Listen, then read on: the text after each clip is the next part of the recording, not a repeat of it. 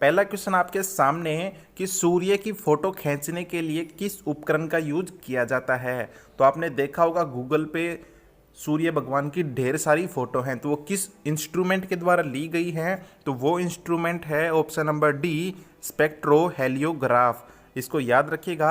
बाकी ऑप्शंस की बात करें तो गैल्वेनोमीटर किस यूज में आता है, तो जो प्रेजेंस होती है किसकी, इलेक्ट्रिक करंट की, वो बताता है गैल्वेनोमीटर। पोटेंशियोमीटर की बात कर दे तो पोटेंशियल डिफरेंस को बताता है। और बात करें स्पेक्ट्रोफोटोमीटर की, तो कितनी इंटेंसिटी ऑफ लाइट है इसके बारे में कौन बताता है, स्पेक्ट्रोफोटोमीटर बताता है। नेक्स्ट क्वेश्चन की बात करें, formic acid is produced by. तो फॉर्मिक एसिड किसके द्वारा प्रोड्यूस किया जाता है।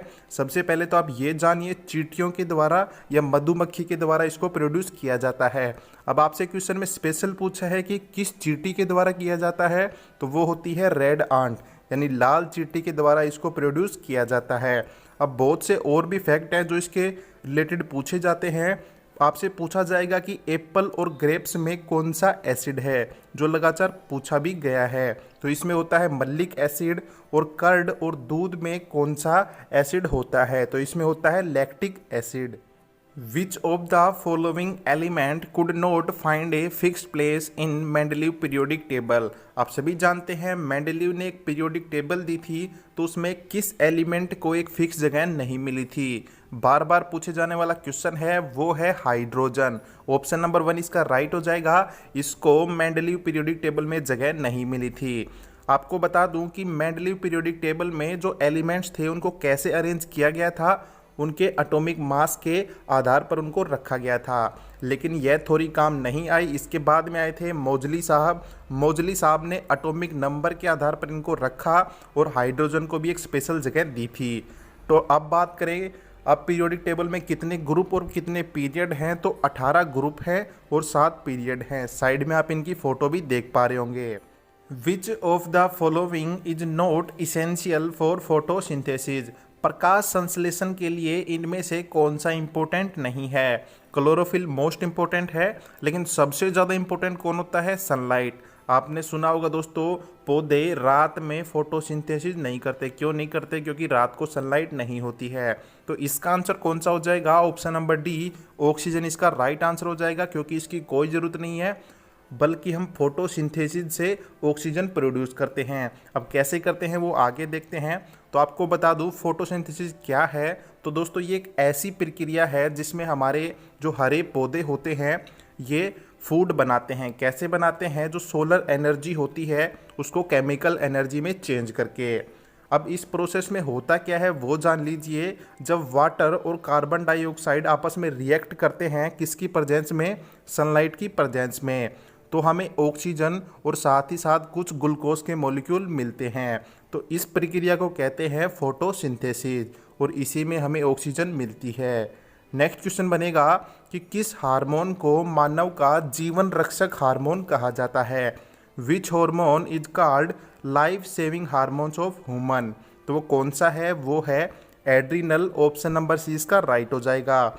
एस्ट्रोजन की बात करें तो भैया फीमेल्स के रिप्रोडक्टिव पार्ट से संबंधित है एस्ट्रोजन।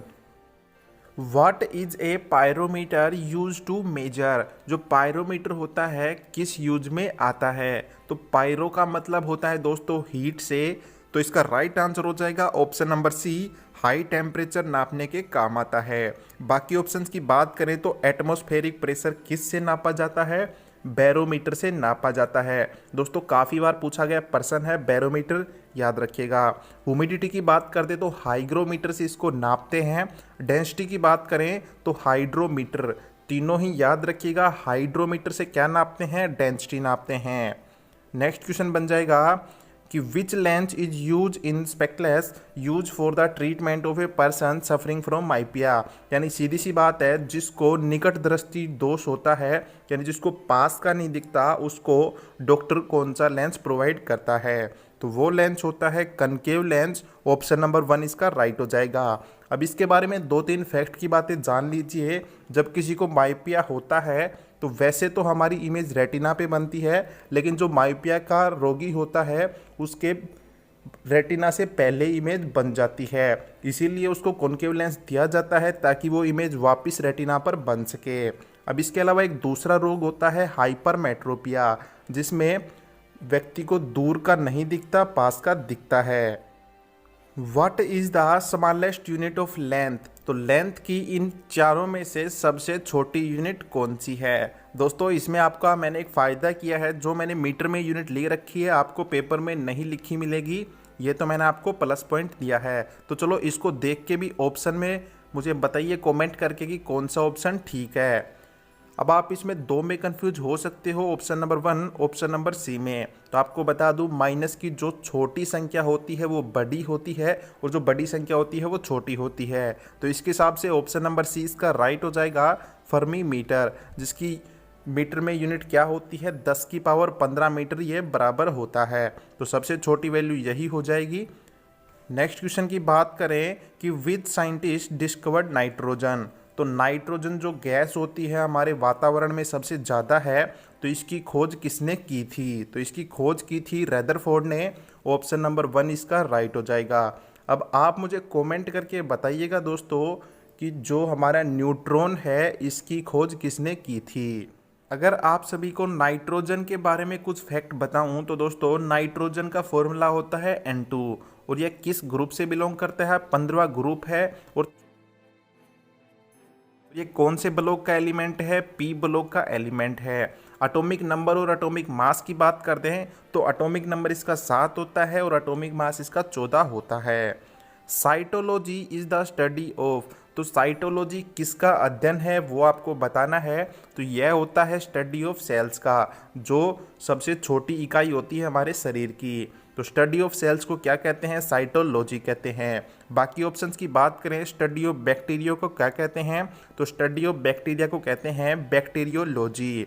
और स्टडी ऑफ क्रॉप्स यानी फसल की स्टडी को क्या कहा जाता है? तो इससे मिलता जुलता नाम है एग्रोनॉमी। एग्रो का मतलब क्या है? एग्रीकल्चर, तो आप रिलेट कर सकते हैं। पॉपुलेशन की स्टडी को क्या कहा जाता है? तो जनगणना का अध्ययन कहलाता है डेमोग्राफी। और आपको एक फैक्ट और ध्यान रखना है, सबसे पहले सेल के बारे में किसने बताया था? रॉबर्ट हुक ने बताया था। नेक्स्ट क्वेश्चन बनेगा कि हमारे शरीर में रेड ब्लड सेल, जिसको आप शॉर्ट भाषा में आरबीसी भी बोलते हो, कहाँ पे बनती है? तो यह बनती है बोन मैरो में। अब बोन मैरो क्या होता है? पहले तो आप साइड में फोटो देख लीजिएगा। आपको बता दूं हड्डियों के बीच में बोन मैरो होती है जहाँ पे खून बनता है, लेकिन सभी जगह नहीं होती है। एक तो हमारी थाई में होती है, एक हमारे हिप में होती है।